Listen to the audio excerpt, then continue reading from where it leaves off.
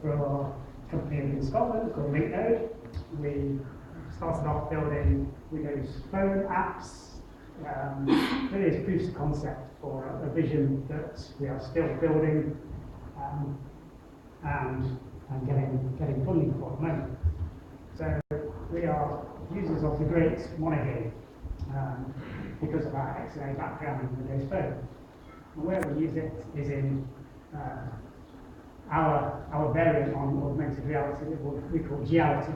It's geospatial augmented reality. It's about visualizing things out there in the real world. It's not about overlays and markers and cutouts and QR codes. We'll do a bit of that as well. It's about as-planned visualization for particularly the rural environment. Particularly difficult to demonstrate outdoor landscape augmented reality in a room. But I do have there's a train model here. This is part of our example. This is a train model of Edinburgh. It isn't particularly interesting here, but if you turn around and start to recognise things, so it's easier if I just give that to people to hold later. Where we also use Monaghan is in our 3D visualization. We've got solutions out there to support the 3D printing industry that's developing and growing, as well as retail and commercial. And as I was this morning at a Culture and Heritage conference for the Museums Association, we're actually looking at different artifacts.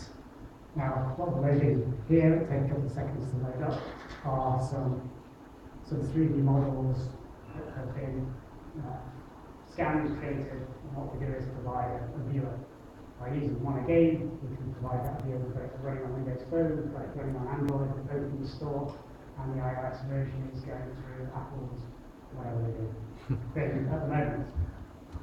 So it's pretty much Monaghan visualization, but then we have our own layers that integrate the GPS sensors cross-platform and all the other sensors. So as I move this up and down, around, you get to see all the sides of the model.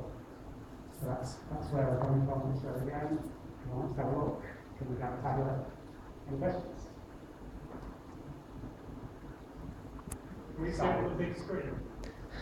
You kind of can't see on the big screen. Well, it really doesn't work. Yeah, because Are you guys on the Xamarin partner? Did I see you on that list? I don't think it was Xamarin's part, is it? I think we just paid for the license. Okay. Although we are.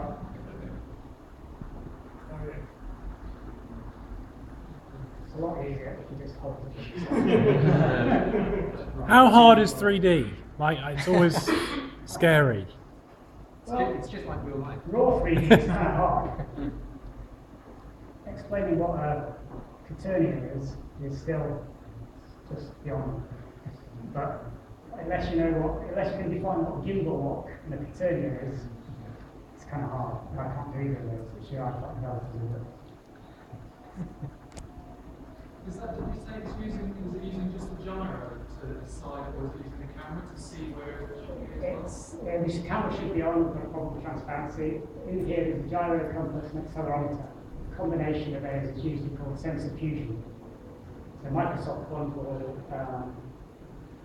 with I think 7.5 and 8, they bundled all the sensors into a sensor fusion library. Android did it in, I don't know, what are we on now? 17? They did it fairly recently. I think iOS do it again. We're going to be working on iOS for 6 weeks. So it pretty much took 6 weeks from the guy first coming in the door to getting this kind of level of content pipeline, Monaghan build, publishing to an app level, a publishing level. Wow, pretty impressive. That's good. All right, anyone?